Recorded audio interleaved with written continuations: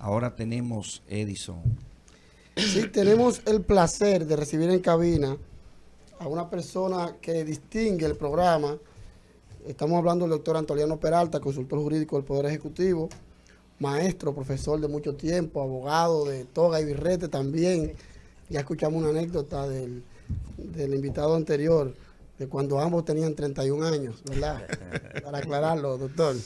Sí. Y que viene aquí a distinguir el programa, reitero, y hablar sobre las iniciativas legislativas, sobre lo que hay en la palestra pública con relación a ese aspecto y todo lo que concierne el ámbito de su función actual como consultor jurídico del Poder Ejecutivo. Para nosotros es un gran privilegio y para mí sobre todo, porque para mí es técnicamente un padre. Bueno, pues un aplauso para el doctor Antoliano Peralta. Y así lo admito. Muchas gracias, Gustavo, Evelyn, ¿cuánto tiempo? Sí, un poco. Edison Manzano, muchas gracias. Y a los técnicos también. Bueno, me siento bien aquí. Yo debo decirles que estando con poco tiempo de graduado, a mí me propusieron iniciar un proyecto similar a este. Creo que se lo conté a Edison. Un programa que duró 3 años y medio en el aire, se llamaba Bufete Popular, que inicialmente lo íbamos a llevar mi fraternal amigo Daniel Beltré y yo, y por alguna razón él no pudo participar, pero hicimos ese programa en Radio ABC y Omar Liriano era el director de la emisora y además quien controlaba ese programa, quien lo coordinaba. Y un día yo le dije a Omar, ¿por qué que aquí llaman tantas señoras, sobre todo que se ve que son personas de cierta edad, en un programa especializado sobre asuntos legales? Y él me dijo, lo que pasa es que usted viene después del Santo Rosario. y ellas se quedan ahí. Yo pensé que era que estábamos cautivando a las señoras. Pero si ellas se interesaban y participaban. Bueno, uno viene aquí a una entrevista. Yo comencé a hablar sin que me preguntaran. Pero prometí contar lo de Duarte Canal. Así es, Okay. así es. Mira, yo escribí un artículo en el desaparecido periódico La Nación, que dirigía entonces Julito Jacín o Bonaparte Gotró, porque ellos se sucedieron. Y Duarte me pidió en estos días a ver si rescatábamos ese artículo. Y yo no lo pudiéramos buscarlo ahora con la tecnología. Ese artículo fue sobre Duarte Canaán. Resulta que yo estaba en una sala de audiencia del Palacio de Justicia esperando un turno para otra audiencia. Y Duarte Canaán era fiscal en un proceso de un joven que habían acusado de un tema de droga y que evidentemente no había cometido. Entonces, cuando en esa época los fiscales estaban en el estrado, arriba, ¿verdad? Sí. Ustedes son muy jóvenes, pero lo pueden recordar. Bueno, muchas gracias. Entonces, a mí me impresionó que el entonces magistrado Duarte Canaán se puso de pie y con esa locuacidad, ¿verdad? Que es un tribuno que él tiene, él dijo, en mi calidad de, más o menos, ¿verdad? Esta es la idea, no exactamente las palabras. Él dijo, en mi calidad de Ministerio Público, me toca acusar a este ciudadano. Pero ¿cómo lo acuso si no tengo pruebas contra él? No encuentro evidencias para pedirle al tribunal, no tengo razones jurídicas suficientes para pedirle al tribunal que este hombre sea condenado. Wow. En esa época. Sí, en esa época. Dijo un discurso. Y yo, como nunca había visto eso, claro, escribí un artículo más o menos diciendo que eso era una actuación correcta, que los fiscales no siempre tenían que, si llegaban a la conclusión de que pudieron incluso haberse equivocado y tienen la ocasión de retratarse. Bueno, por eso se trata la anécdota de Duarte Canaán. Qué bien, Profesor, qué bien. yo tengo obligatoriamente que me atrevo a hacerle la primera pregunta, porque usted es un abogado en ejercicio que todo el mundo Pero respeta. que no sea sobre el tema de los contrainterrogatorios. Pero, profesor, mire, usted tiene una bastante agenda y ha llevado, digamos así, el liderazgo del Estado de actualizar con leyes, fideicomiso, temas de regulación, actualización. Pero yo llevo como ese compromiso social del Código Penal. ¿Por qué, digamos así, la razón, qué es lo que nos falta para adecuar al Estado con una impronta que hará un antes y después, como dicen los americanos, before Christ, after Christ, antes y después de Cristo? ¿Qué pasa con nuestro Código Penal para nosotros actualizar eso? Sí, mira, Manzano, eso es una dolencia común de todos los que estamos aquí, sí, y de todos los abogados, sobre todo los que ejercen en materia penal como ustedes. No, como sabrás, el Código Penal es una iniciativa legislativa que encontró este gobierno, ¿verdad?, en el Congreso. El señor presidente ha fijado una posición que es pública y lo demás corre por cuenta de los legisladores. Yo personalmente, y sé que el presidente de la República también, queremos que el Código Penal se conozca y se apruebe. Incluso el Poder Ejecutivo tiene un funcionario que es un enlace entre el Poder Ejecutivo y el Congreso para dar seguimiento a sus iniciativas legislativas, las que son de interés, y esa está entre una de las prioritarias. Bien. Y yo tengo, igual que tú, la esperanza de que este año que estamos iniciando, esa ley salga. Excelente, profesor. Maestro y amigo Antoliano, hemos sido testigos como ciudadanos, y la República también, de las iniciativas que han surgido desde el Poder Ejecutivo, las iniciativas legislativas que todos sabemos que vendrá impactando de manera bastante profunda nuestro ordenamiento jurídico. Eso es sin las que todavía no se han presentado. De manera resumida, ya para que la comunidad jurídica y la población pueda identificar las mismas, ¿cuáles fueron las últimas iniciativas legislativas y si podemos por lo menos identificar la mayor novedad de cada una de estas? Sí, bueno, ustedes recuerdan, y yo aprovecho para poner al día a ustedes y a los oyentes sobre cómo van las cosas en este sentido. Ustedes recuerdan las discusiones del CES. Sí. Alguna gente creen que eso se murió. Sé que lo creen porque he visto algunos comunicadores que se refieren como, bueno, ya eso terminó. No. Ante el CES, el Poder Ejecutivo depositó una serie de iniciativas para ser objeto de discusión. A mí me correspondió coordinar una de esas mesas, donde habían varios anteproyectos de ley y entre ellos el proyecto de ley para la reforma a la Constitución, para convocar la Asamblea para la reforma a la Constitución. Entonces, ahí se depositaron varios proyectos, algunos de los cuales voy a mencionar ahora. ¿Qué ha ocurrido con lo del CES? Bueno, eran más o menos, así hablo de memoria, alrededor de 12 mesas de discusión, de las cuales aproximadamente 7 terminaron su ronda de discusión y presentaron informe ante la dirección del CES. Hay algunas que todavía, por algunas razones, no han presentado su informe. Debe ocurrir entonces que el Pleno del CES celebre una asamblea y conozca el resultado de esas discusiones y luego esos proyectos tomarían el curso que deben tomar ante el Congreso.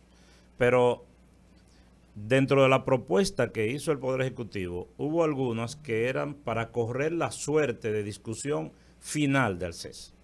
Y hubo otro paquete que solo fueron presentadas para el conocimiento y observaciones, porque ya eran proyectos que el Poder Ejecutivo tenía listos para ser depositados y que como surgió la convocatoria del CES, el presidente dijo, pero preséntenlo como quiera para ver si se pueden enriquecer. Claro. Entonces, hecho este preámbulo, me refiero de manera específica a lo que Gustavo me pregunta. voy a mencionar la que yo considero de mayor trascendencia. Claro, claro. La ley que modifica, el proyecto que modificaría la ley 34006 sobre compra y contratación. Importante. Muy Cursa en el Congreso. La ley que modifica la pequeña y antigua ley que regula el Departamento Nacional de Investigación, el DNI, que crea la Dirección Nacional de Investigación. O sea, que recoge todos los departamentos de investigaciones del Estado y lo concentra bajo una coordinación general. Ese es un proyecto que cursa. Para mí, un proyecto que no es muy popular y la gente no le importa mucho, no tiene que ver con el precio de los plátanos ni nada de eso, es la ley de referendo. Es una ley que la hicimos en la consultoría y para mí es un proyecto de vital trascendencia. Ustedes recuerdan que la Constitución, en el artículo 272, establece que algunos temas para ser objeto de reforma constitucional tienen que ir a referendo. Sí. Si alguna vez la República tuviese la necesidad de promover la reforma excepcionalmente de uno de esos temas excepcionales, entonces no podría hacerlo porque no hay una ley aprobada, pero hay un proyecto. Un proyecto de ley que yo asumo, digamos, la paternidad de él, no porque lo haya redactado yo, se hizo bajo la coordinación de la consultoría con un equipo de técnicos, entre ellos jueces, incluso jueces de la Suprema Corte, jueces del Tribunal Superior Administrativo, abogados administrativistas bien acreditados, constitucionalistas. Y esto se consensuó con el Pleno de la Suprema, lo vio todo el que tenía que verlo. Pero digo que asumo la paternidad porque desde antes de asumir la función que ejerzo, yo tenía en la cabeza esta iniciativa, de que esto había que buscarle una salida, que es el proyecto de ley para regular la acción ante el Tribunal Contencioso Administrativo. Esto no tenía regla o no tiene. O sea, cuando yo digo no tiene, es porque son escasas, ¿verdad? Exacto.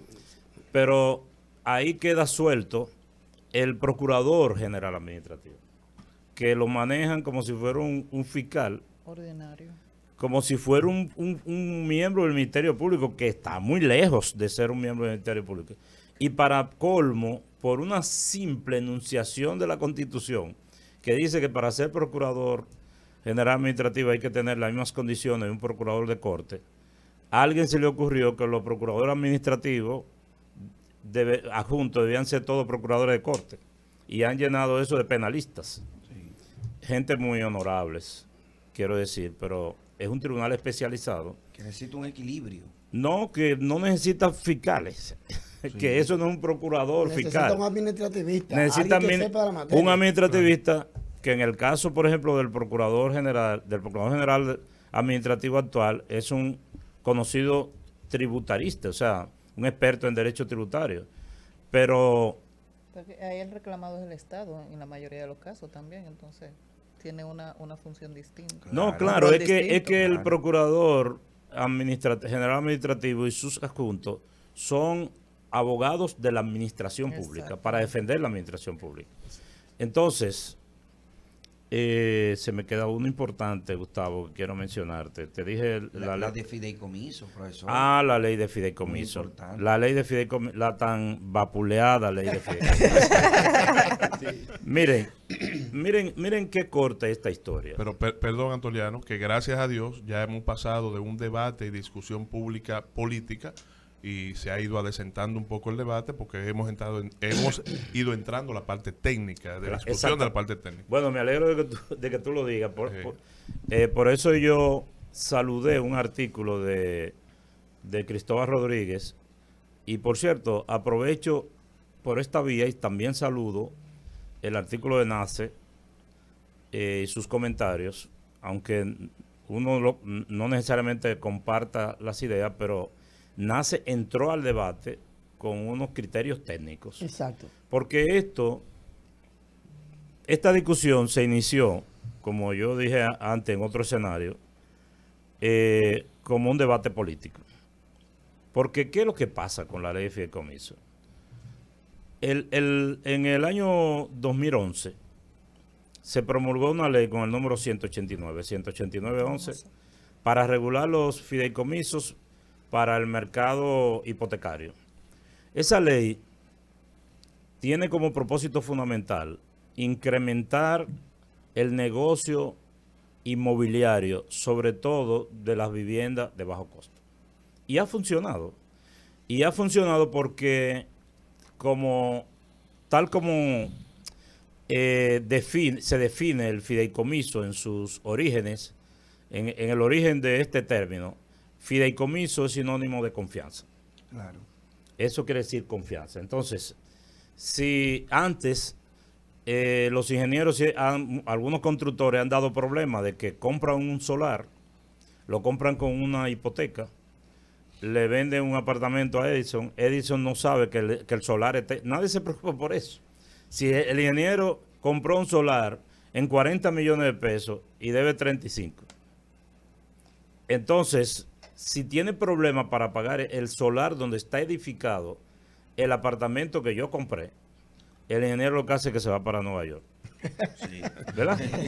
Resuelve el problema. Si no puede pagar, se va. Nadie sabe dónde está. Bueno, un día lo ven caminando en la Quinta Avenida.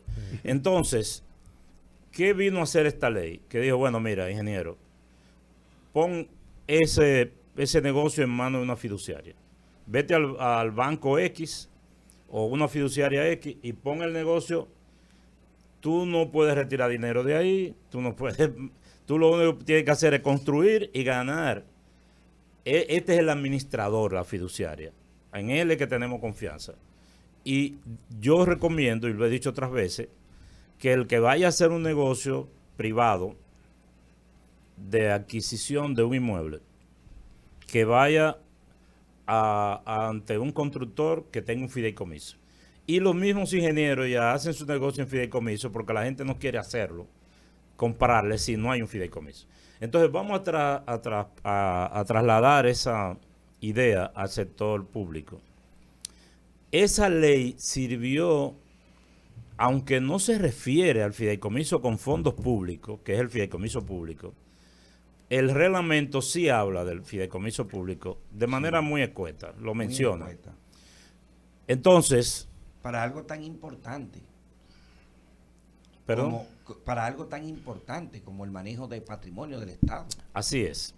Es decir, que no había una base normativa suficiente, pero sin embargo, copiando la conducta de otros países latinoamericanos, como México, Colombia, Chile, no recuerdo si Costa Rica, el gobierno dominicano, no esta administración, la administración pasada, hizo uso de ese instrumento moderno, jurídico, financiero, para separar parte del patrimonio público y ponerlo bajo una administración que no lo contaminara. Y de ahí surge el fideicomiso de RD Vial y el fideicomiso de la ciudad Juan Bosch, que han funcionado. Sin mucha base normativa, pero han funcionado. El de los peajes, ese RD Vial. Ese RD Vial.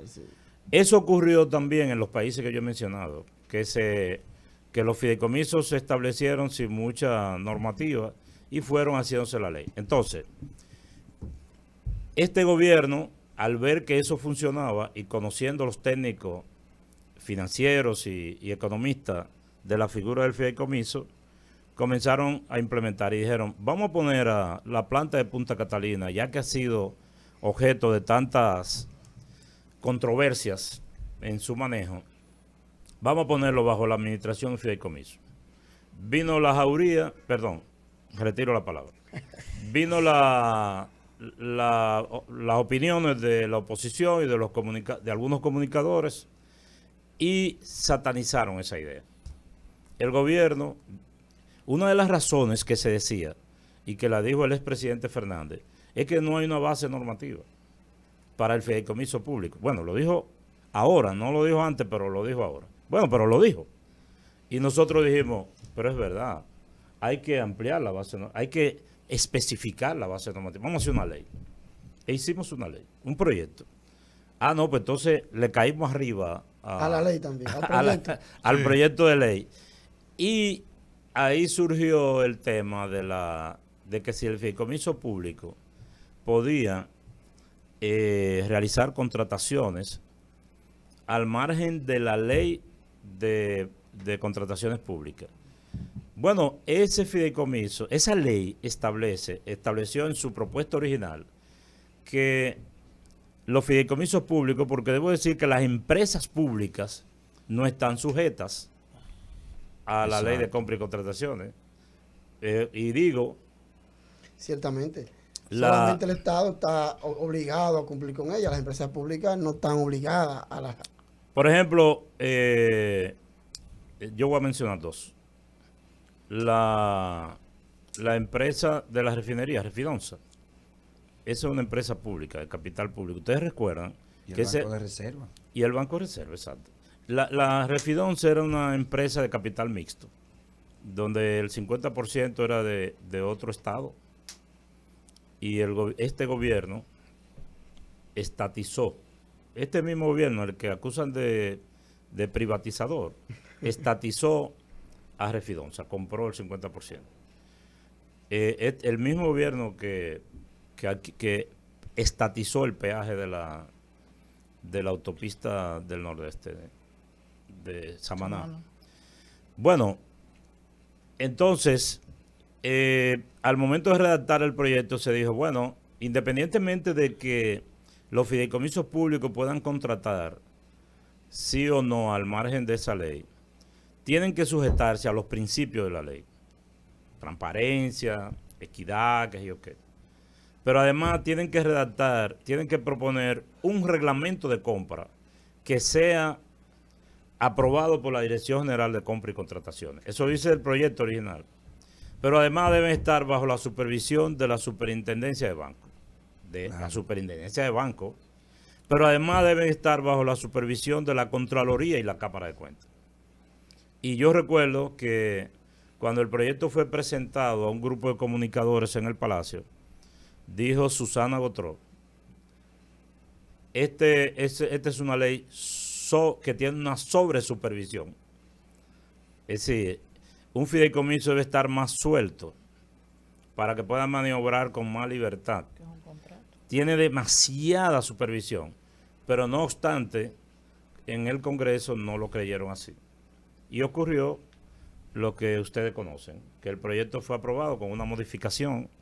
Creo que en vez de decir sujetarse a los principios, dice ahora sujetarse a la ley.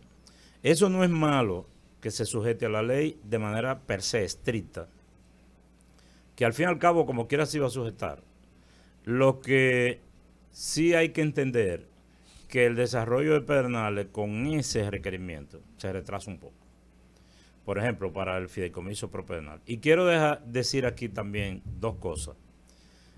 Los fideicomisos públicos en la administración pasada no actuaron en virtud de la ley 340. El fideicomiso pro Pedernales y los fideicomisos públicos en esta administración han estado actuando bajo los requerimientos de la ley 340. No obstante que eso le ha creado un endurecimiento en su desenvolvimiento, pero es así. Profesor, quizá pasando a un tema internacional, dos temas. ¿Cómo está la relación Dominico-Haití y cómo está la relación con nuestro principal socio, Estados Unidos?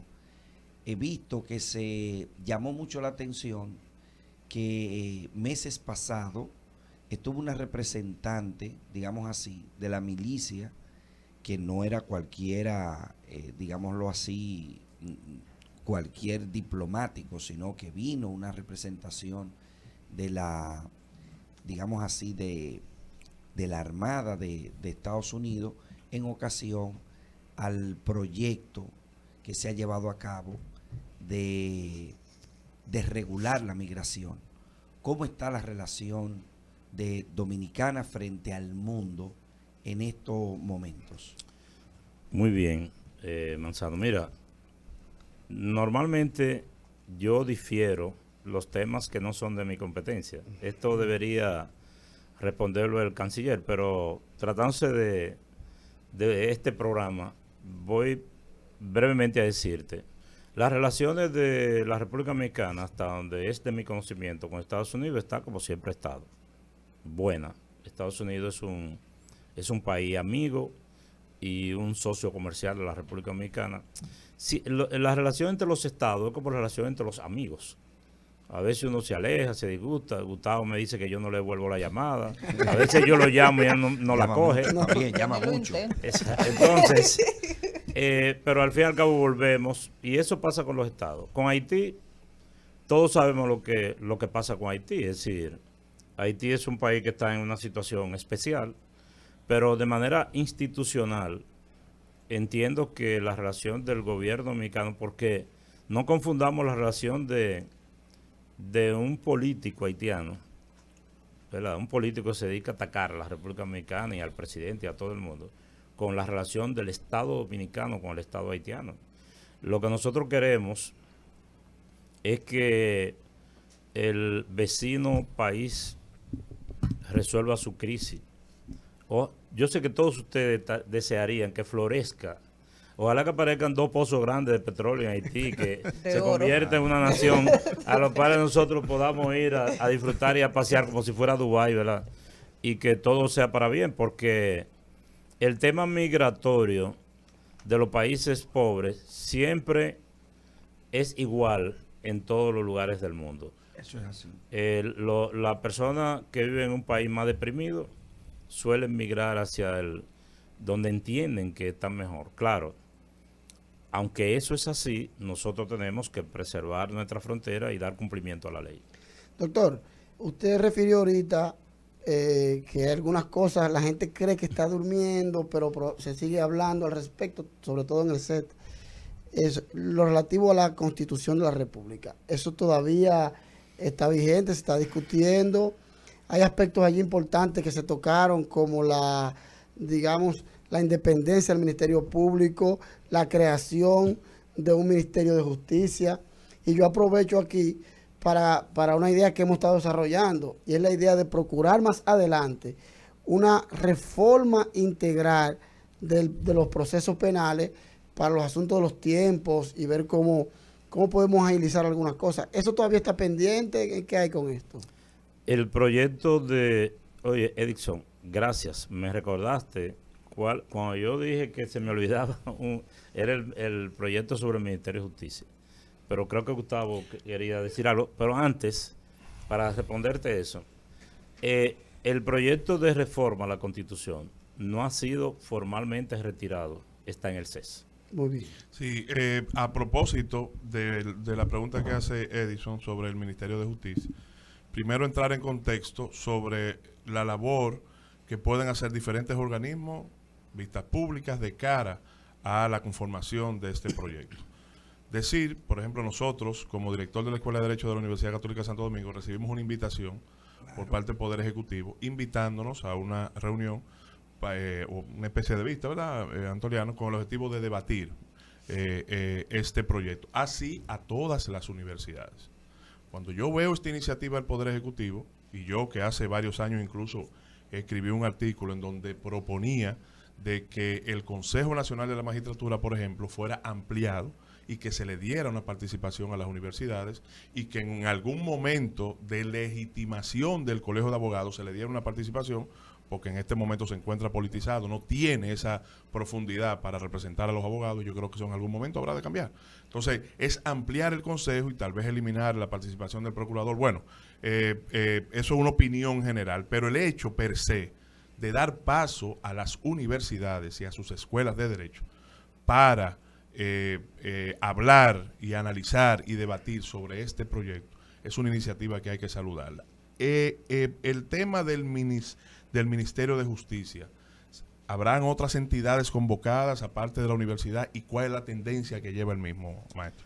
Sí, bueno, alguien dijo, un amigo dijo, este es una consultoría jurídica rara, ¿verdad? Porque porque oye mucho a la gente y eso no es habitual. Un día un abogado pidió una cita en la consultoría y cuando entró se quedó mirando todo el despacho y dijo, yo nunca en mi vida había entrado aquí. Eso es verdad. Lo que hemos hecho es tratar de democratizar esa. Es una oficina de servicio público para en la medida de lo posible, porque también hay una agenda compleja. A lo que Gustavo se refiere es una invitación que hizo la consultoría a todas las academias, lógicamente a las escuelas de derecho, para hacerle una presentación el próximo martes en la UAS del proyecto de ley del Ministerio de Justicia. Esto porque nosotros así, lo consideramos necesario y además porque el presidente cuando habló ante Finjus, que instruyó oralmente a la consultoría de que preparara este proyecto, le dijo que lo socializara. Este borrador ha sido presentado ante el más alto nivel del Ministerio Público, ante el más alto nivel de la justicia, o sea, el Pleno de la Suprema, ante el Defensor del Pueblo, ante el Ministro de Relaciones Exteriores. Las universidades. Sí, todavía va a ocurrir eso. Okay. Yo digo, ya ha sido presentado. Okay. Ante el Ministerio de Industria y Comercio. Y ustedes dirán, bueno, ¿y por qué esos dos ministerios? Esos dos ministerios porque lo estamos presentando ante las instituciones que de alguna manera toca. Por ejemplo, el tema de los derechos humanos que lo coordina ahora el Ministerio de Relaciones Exteriores. Una parte de eso deberá ir al Ministerio de Justicia. Y el tema de los arbitrajes internacionales, que lo maneja parcialmente el Ministerio de Industria y Comercio y la consultoría, eso debe ir al Ministerio de Justicia. Y no me deje fuera, profesor, la ejecución de la sentencia del Tribunal Constitucional, que ha habido, se queden en las 30 y casi no se está llevando a cabo eso. Bueno, Manzano, me falta decir que después de esta jornada de escuchar a las escuelas de derecho, a sus autoridades, vamos a hacer una sesión con abogados como ustedes para que puedan exponer sus ideas. Y esta que tú acabas de decir es una idea novedosa, sí, que nadie la había comentado en mi presencia. Entonces, cuando termine esto, que escuchemos los abogados, ya tendremos un proyecto más o menos acabado para que vaya al Congreso. Bien. Bueno, doctor, muchísimas gracias. Hemos llegado al fin del programa. Legal Radio reitera el privilegio de su presencia. Usted parte del programa, siéntese en familia.